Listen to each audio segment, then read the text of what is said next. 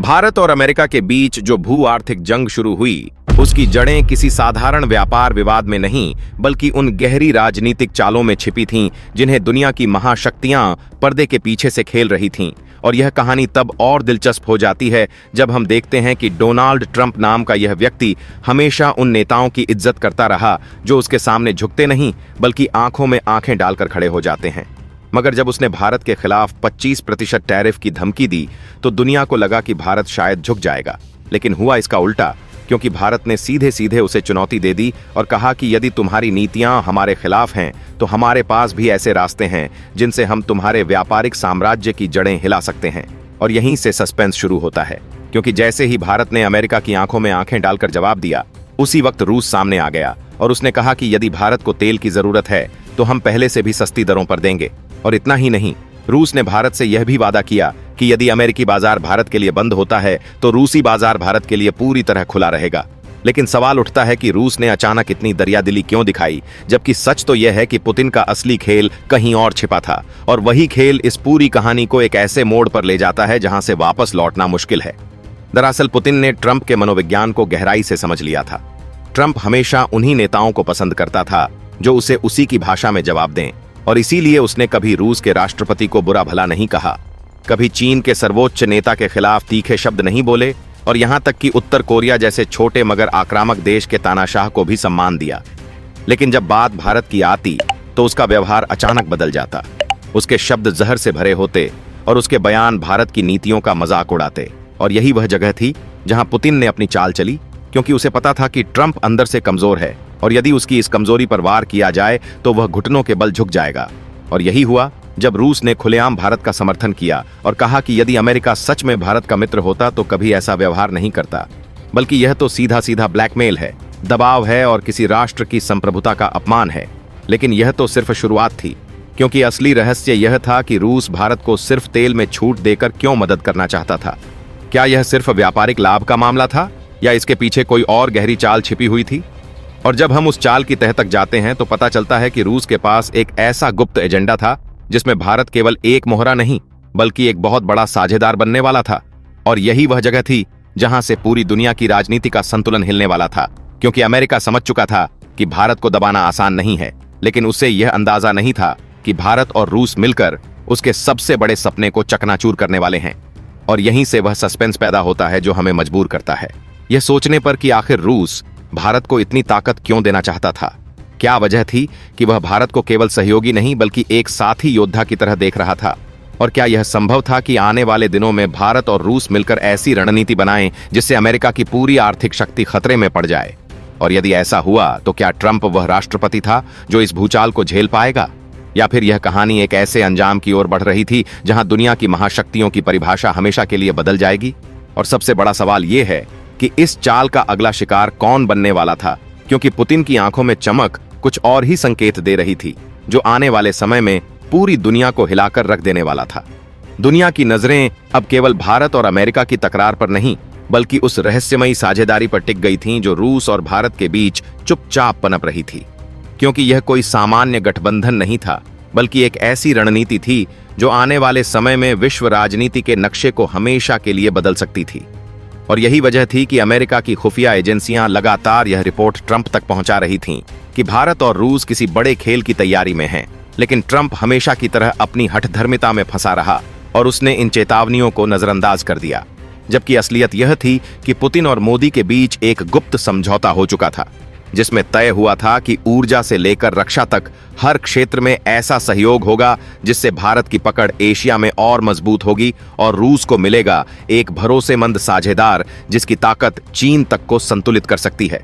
मगर असली सस्पेंस यह था कि इस समझौते की असली शर्तें दुनिया से छिपाई जा रही थीं, क्योंकि इन शर्तों में केवल तेल और हथियारों का लेन देन नहीं, बल्कि एक गुप्त तकनीकी ट्रांसफर भी शामिल था, जिससे भारत को ऐसी सामरिक बढ़त मिल जाती कि अमेरिका और नाटो दोनों उसके सामने बौने साबित होते। और यही वह डर था जिसने वॉशिंगटन की गलियों में खलबली मचा दी थी, क्योंकि यदि भारत सचमुच उस तकनीक तक पहुंच जाता तो न केवल एशिया बल्कि यूरोप तक शक्ति संतुलन बिगड़ जाता।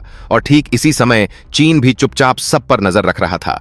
बीजिंग जानता था कि यदि भारत रूस के और करीब चला गया तो उसकी वन बेल्ट वन रोड की महत्वाकांक्षी योजना अधूरी रह जाएगी। क्योंकि भारत की भौगोलिक स्थिति ही ऐसी है जो पूरी दुनिया के समुद्री व्यापार का गला दबा सकती है।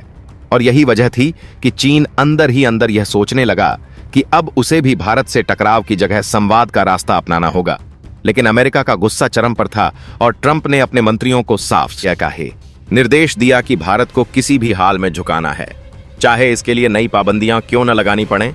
मगर यहीं से भारत ने अपनी सबसे चालाक कूटनीति दिखाई, क्योंकि उसने चुपचाप यूरोप के कुछ देशों से भी बातचीत शुरू कर दी थी, खासकर फ्रांस और जर्मनी से, जो पहले ही ट्रंप की नीतियों से परेशान थे।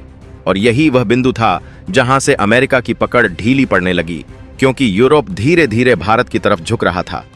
लेकिन सस्पेंस अभी खत्म नहीं हुआ, क्योंकि असली धमाका तब हुआ जब यह खबर बाहर आई कि भारत और रूस मिलकर एक ऐसे गुप्त प्रोजेक्ट पर काम कर रहे हैं जिसमें न केवल रक्षा बल्कि साइबर युद्ध की क्षमता भी शामिल थी। और यह वह हाय हथियार था जिसे अमेरिका सबसे ज्यादा डरता था, क्योंकि उसे पता था कि आज की दुनिया केवल मिसाइलों और टैंकों से नहीं बल्कि साइबर हथियारों से जीती जाती है। और यदि भारत इस क्षेत्र में रूस की मदद से महारत हासिल कर लेता तो यह उसके लिए बुरा सपना साबित होता। और जब वॉशिंगटन के गलियारों में यह अफवाह फैली कि भारत ने पहले ही इस प्रोजेक्ट का पहला चरण पूरा कर लिया है, तो ट्रंप के चेहरे का रंग उड़ गया। लेकिन उसकी यह बेचैनी अभी और बढ़नी थी, क्योंकि अगली रिपोर्ट में बताया गया कि भारत इस साझेदारी को केवल द्विपक्षीय स्तर पर नहीं रख रहा, बल्कि एशिया और मध्य पूर्व के कुछ अन्य देशों को भी इसमें शामिल करने की योजना बना रहा है। और यदि ऐसा हो गया तो अमेरिका की दशकों की मेहनत से बनी प्रभुत्व की इमारत पल भर में ढह सकती थी। और यही वह सस्पेंस है जो इस कहानी को और पेचीदा बना देता है, क्योंकि अब सवाल यह उठता है कि आखिर भारत और रूस मिलकर कौन सा ऐसा गुप्त हथियार बना रहे थे जिसके सामने अमेरिका की सारी ताकत बेकार हो सकती थी। और क्या ट्रंप के पास कोई ऐसा दांव बचा था जिससे वह इस भूचाल को रोक सके, या फिर यह कहानी हमें एक ऐसे अंधेरे मोड़ की ओर ले जा रही थी जहां आने वाले वक्त में पूरी दुनिया की किस्मत दांव पर लगने वाली थी। लेकिन असली खेल अब शुरू हुआ, क्योंकि भारत और रूस की इस बढ़ती निकटता से सबसे ज्यादा परेशान चीन भी उतना ही था जितना अमेरिका। फर्क सिर्फ इतना था कि अमेरिका का डर इस बात से था कि भारत उसके वर्चस्व को चुनौती देगा, जबकि चीन की चिंता इस बात से थी कि उसकी मेड इन चाइना साम्राज्यवादी योजना, जो अफ्रीका से लेकर यूरोप तक फैली थी, भारत की एक चाल से ढह सकती थी। और यही वजह थी कि बीजिंग ने अपने गुप्त चैनलों के जरिए मॉस्को तक यह संदेश पहुंचाया कि रूस को भारत के साथ इतना गहरा गठबंधन नहीं करना चाहिए, क्योंकि इससे चीन को मजबूरन सैन्य और आर्थिक मोर्चे पर कदम उठाने पड़ सकते हैं। मगर पुतिन इस बार किसी दबाव में आने वाले नहीं थे, क्योंकि उन्होंने अच्छी तरह समझ लिया था कि चीन भले ही आज ताकतवर हो, लेकिन भरोसेमंद नहीं है। और जब से यूक्रेन युद्ध ने रूस को पश्चिमी दुनिया से अलग थलग किया था, तब से उसे केवल दो ही विकल्प बचे थे, या तो चीन पर पूरी तरह निर्भर हो जाए या फिर भारत के साथ मिलकर एक नया संतुलन कायम करे। और पुतिन ने दूसरा रास्ता चुना, क्योंकि भारत की ताकत यह थी कि उसके पास एक विशाल बाजार, सस्ती श्रम शक्ति और सबसे बढ़कर एक लोकतांत्रिक प्रणाली थी जो पश्चिमी देशों को भी सहजता से जोड़ सकती थी। और यही कारण था कि पुतिन ने साफ साफ कह दिया कि रूस अब भारत के साथ ऐसी डील करेगा जिसकी गूंज अगले 100 साल तक सुनाई देगी। और ठीक इसी क्षण से अमेरिका में खलबली मच गई, क्योंकि CIA की रिपोर्ट्स ने व्हाइट हाउस को बताया कि भारत और रूस की यह डील केवल रक्षा और ऊर्जा तक सीमित नहीं है, बल्कि इसमें स्पेस, साइबर सिक्योरिटी और आर्टिफिशियल इंटेलिजेंस तक की साझेदारी शामिल है। और यह वह क्षेत्र था जिसमें अब तक अमेरिका को कोई टक्कर नहीं मिली थी। और अगर भारत इस स्तर पर रूस से सहयोग कर लेता तो पूरी टेक्नोलॉजी की दुनिया का संतुलन बिगड़ जाता। और तभी ट्रंप ने आपात बैठक बुलाई। उन्होंने पेंटागन, CIA और NSA के अधिकारियों को एक कमरे में इकट्ठा किया और गरजते हुए कहा कि अगर भारत को नहीं रोका गया तो अमेरिका की महाशक्ति की पहचान ही खत्म हो जाएगी। लेकिन उस बैठक में बैठा हर अधिकारी जानता था कि भारत अब वह देश नहीं रहा जिसे केवल धमकियों से झुकाया जा सके, क्योंकि भारत के पास न केवल मजबूत सेना थी, बल्कि उसके पास वह रणनीतिक दिमाग भी था जो किसी भी चाल को मात दे सकता था। और इसका सबूत दुनिया ने तब देखा जब भारत ने एक झटके में डॉलर पर निर्भरता कम करने का ऐलान कर दिया और रूस के साथ सभी लेन देन को राष्ट्रीय मुद्रा में करने की योजना बना ली। यह कदम इतना बड़ा था कि वॉल स्ट्रीट की धड़कनें तेज हो गईं, क्योंकि अगर भारत सफल हो जाता तो बाकी एशियाई और अफ्रीकी देश भी यही रास्ता अपनाते और डॉलर की ताकत धराशायी हो जाती। मगर भारत यहीं नहीं रुका। उसने चुपचाप अरब देशों को भी इसमें शामिल करना शुरू कर दिया, खासकर सऊदी अरब और UAE को। और जब इन देशों ने संकेत दिया कि वे भी तेल व्यापार में डॉलर की बजाय नई व्यवस्था पर विचार कर रहे हैं, तो वॉशिंगटन के गलियारों में सन्नाटा छा गया, क्योंकि यह वही सपना था जिससे अमेरिका हमेशा डरता आया था। और इसी डर ने ट्रंप को एक और बड़ी गलती करने पर मजबूर कर दिया। उन्होंने भारत पर नए प्रतिबंध लगाने का ऐलान कर दिया। लेकिन यह कदम उनके लिए उल्टा पड़ गया, क्योंकि अब भारत ने खुलकर दुनिया के सामने अमेरिका को चुनौती देने का मन बना लिया था। और उसका पहला संकेत तब मिला जब प्रधानमंत्री मोदी ने एक भाषण में कहा कि भारत किसी भी दबाव के आगे नहीं झुकेगा, चाहे वह किसी भी महाशक्ति का क्यों न हो। और यह वाक्य इतिहास में दर्ज हो गया, क्योंकि इसी से शुरू हुआ भारत का असली पलटवार, जो आने वाले दिनों में पूरी दुनिया को हैरान करने वाला था। भारत का यह पलटवार इतना अप्रत्याशित था कि अमेरिकी थिंक टैंक्स में लगातार बैठकों का दौर शुरू हो गया। न्यूयॉर्क टाइम्स से लेकर वॉशिंगटन पोस्ट तक हर अखबार की सुर्खियों में यही सवाल था कि आखिर भारत ने यह साहसिक कदम उठाने की हिम्मत कैसे कर ली। लेकिन असली तस्वीर कहीं और बन रही थी, क्योंकि भारत ने इस पूरे गेम को केवल राजनीतिक स्तर पर नहीं, बल्कि तकनीकी और रणनीतिक स्तर पर भी खेलने का फैसला कर लिया था। आईएसआरओ ने अचानक यह घोषणा कर दी कि भारत रूस और कई एशियाई देशों के साथ मिलकर एक नई सैटेलाइट नेविगेशन प्रणाली लॉन्च करने जा रहा है, जो सीधे सीधे अमेरिका की जीपीएस तकनीक को चुनौती देगी। और यह खबर जैसे ही बाहर आई, अमेरिकी रक्षा विभाग में खलबली मच गई, क्योंकि जीपीएस केवल लोकेशन ट्रैकिंग का सिस्टम नहीं था, बल्कि यह अमेरिकी सेना की ताकत का सबसे बड़ा स्तंभ था। और अगर भारत इसे चुनौती देता तो यह अमेरिकी प्रभुत्व की नींव हिला सकता था। मगर भारत ने यह घोषणा केवल दिखावे के लिए नहीं की थी। दरअसल रूस पहले से ही ग्लोनास सिस्टम चला रहा था, और अब भारत उसमें अपनी क्षमता जोड़कर एक तीसरा विकल्प देने जा रहा था, जिसे न केवल एशिया बल्कि अफ्रीका और यूरोप के कई देशों ने भी तुरंत स्वीकार कर लिया। और यह देखकर अमेरिका को पहली बार लगा कि भारत ने सचमुच उसकी कमजोरी पकड़ ली है। वहीं दूसरी तरफ भारत की आर्थिक चालें भी तेजी से काम करने लगी थीं। भारतीय आईटी कंपनियां, जो पहले अमेरिका पर निर्भर थीं, उन्होंने अब रूस, मध्य पूर्व और अफ्रीका में अपने नेटवर्क फैलाना शुरू कर दिया था। और रूस ने खुलेआम ऐलान कर दिया कि भारत को वह अपने ऊर्जा संसाधनों में प्राथमिकता देगा, यानी भारतीय कंपनियों को तेल और गैस सबसे कम दाम पर उपलब्ध कराए जाएंगे। यह सुनते ही यूरोपीय देशों में बेचैनी फैल गई, क्योंकि उन्हें पहले ही ऊर्जा संकट का सामना करना पड़ रहा था, और अब भारत को इतना बड़ा लाभ मिलना उनके लिए एक और झटका था। लेकिन सबसे बड़ा झटका तब लगा जब भारत ने ब्रिक्स देशों के मंच पर यह प्रस्ताव रखा कि क्यों न हम एक साझा डिजिटल करेंसी बनाएं, जिससे डॉलर पर निर्भरता खत्म हो जाए। शुरुआत में ब्राजील और दक्षिण अफ्रीका हिचकिचाए, मगर जब रूस और चीन ने भी इसे समर्थन दिया तो अचानक यह प्रस्ताव वास्तविकता बनने लगा। और यही वह क्षण था जब अमेरिका को पहली बार यह महसूस हुआ कि उसके खिलाफ जो मोर्चा खुला है वह केवल भारत या रूस तक सीमित नहीं, बल्कि एक वैश्विक आंदोलन का रूप ले सकता है। अमेरिका ने इसे रोकने के लिए अपने पारंपरिक हथियार का इस्तेमाल किया, प्रचार और मीडिया युद्ध। अमेरिकी मीडिया ने भारत के खिलाफ कहानियां गढ़नी शुरू कर दी। कभी यह कहा कि भारत लोकतांत्रिक मूल्यों से भटक रहा है, कभी यह कहा कि भारत की अर्थव्यवस्था टिकाऊ नहीं है। लेकिन इस बार दुनिया इन बातों को उतनी गंभीरता से नहीं ले रही थी, क्योंकि भारत ने हर मोर्चे पर ठोस सबूतों के साथ अपनी बात रखी। और सबसे अहम बात यह थी कि रूस पूरी तरह भारत के साथ खड़ा था, यहां तक कि उसने अपने सबसे आधुनिक हथियारों की तकनीक भारत को ट्रांसफर करने की घोषणा कर दी, जिसमें हाइपरसोनिक मिसाइल और एयर डिफेंस सिस्टम शामिल थे। और यह बात पेंटागन के लिए किसी बुरे सपने से कम नहीं थी। मगर भारत की असली ताकत केवल हथियारों में नहीं थी, बल्कि उसकी कूटनीति में थी। और यह बात साफ तब हुई जब संयुक्त राष्ट्र की एक अहम बैठक में भारत ने वह प्रस्ताव पेश किया जिसने पूरे हॉल को सन्न कर दिया। भारत ने साफ कहा कि अब समय आ गया है जब वैश्विक संस्थाओं को सुधारा जाए, सुरक्षा परिषद में नए स्थायी सदस्य जोड़े जाएं और डॉलर पर आधारित वित्तीय ढांचे को खत्म किया जाए। इस बयान के बाद अमेरिका के प्रतिनिधि गुस्से से तिलमिला उठे, लेकिन तालियां भारत के पक्ष में गूंज रही थीं, क्योंकि अफ्रीका, एशिया और लैटिन अमेरिका के अधिकांश देशों को यही चाहिए था। और इसी क्षण यह स्पष्ट हो गया कि भारत ने केवल अमेरिका को चुनौती नहीं दी, बल्कि एक नए विश्वक्रम की नींव रख दी है। लेकिन खेल यहीं खत्म नहीं हुआ था, क्योंकि अमेरिका अब चुप रहने वाला नहीं था। उसने गुप्त रूप से एक ऐसी योजना बनानी शुरू कर दी थी जो भारत को भीतर से तोड़ सके।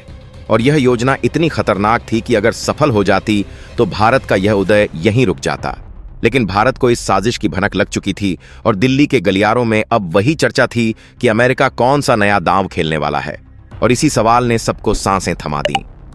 भारत और अमेरिका के बीच यह शीत युद्ध जैसे जैसे गहराता जा रहा था, वैसे वैसे पूरी दुनिया की नजरें इस टकराव पर टिक चुकी थीं, क्योंकि अब यह केवल दो देशों के बीच का मामला नहीं रहा, बल्कि नए और पुराने विश्वक्रम की जंग बन चुका था। और यही कारण था कि हर दिन नए घटनाक्रम सामने आ रहे थे जो वैश्विक राजनीति को झकझोर कर रख देते थे।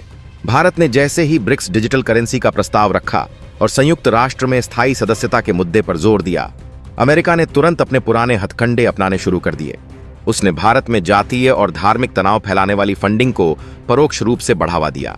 अमेरिकी थिंक टैंक्स ने भारत के विपक्षी नेताओं को मंच देना शुरू कर दिया और दुनिया के सामने यह दिखाने की कोशिश की कि भारत अंदर से कमजोर है। लेकिन भारत की खुफिया एजेंसियों ने यह सब पकड़ लिया और उसी क्षण प्रधानमंत्री कार्यालय में एक गुप्त बैठक बुलाई गई, जिसमें राष्ट्रीय सुरक्षा सलाहकार, सेना प्रमुख और विदेश मंत्री शामिल थे। इस बैठक में साफ कहा गया कि अब हमें केवल रक्षात्मक खेल नहीं खेलना, बल्कि अमेरिका की साजिश को उसी की धरती पर जवाब देना होगा। और तभी तय हुआ कि भारत अपनी सॉफ्ट पावर और तकनीकी ताकत का उपयोग करके अमेरिका के नेटवर्क में सेंध लगाएगा, क्योंकि भारत जानता था कि अमेरिका की सबसे बड़ी कमजोरी उसकी तकनीक पर निर्भरता है। इधर रूस भी लगातार भारत को हर स्तर पर सहयोग देने के लिए तैयार बैठा था। और जब अमेरिका ने एशिया प्रशांत क्षेत्र में अपनी नौसैनिक ताकत को तैनात करना शुरू किया तो रूस ने खुलकर ऐलान कर दिया कि अगर भारत पर कोई सीधा हमला हुआ तो रूस चुप नहीं बैठेगा। और यह बयान सुनते ही वॉशिंगटन की सियासत गर्मा गई, क्योंकि यह सीधी चेतावनी थी कि अब किसी भी युद्ध का मतलब होगा वैश्विक टकराव। इसी बीच चीन का रवैया भी दिलचस्प हो गया।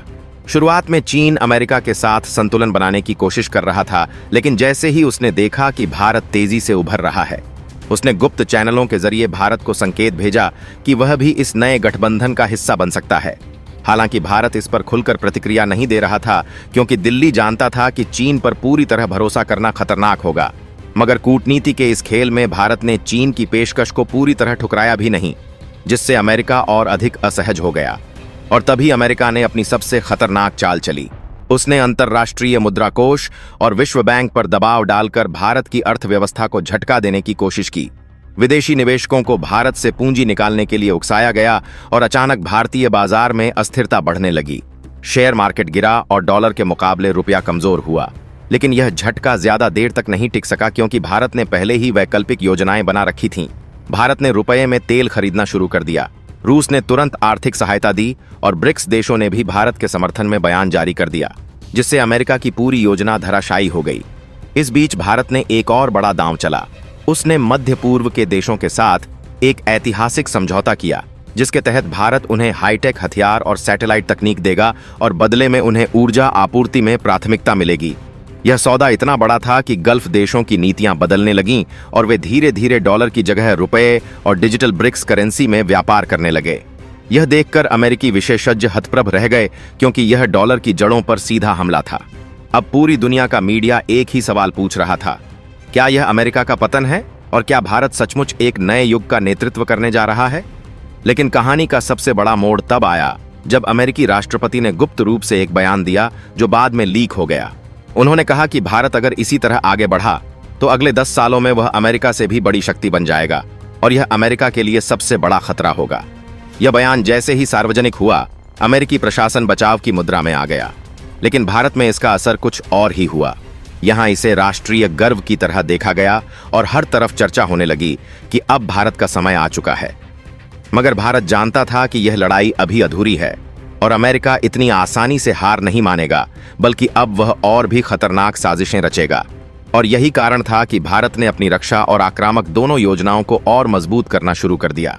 लेकिन असली सस्पेंस तो अभी बाकी है, क्योंकि अमेरिका की अगली चाल क्या होगी यह कोई नहीं जानता।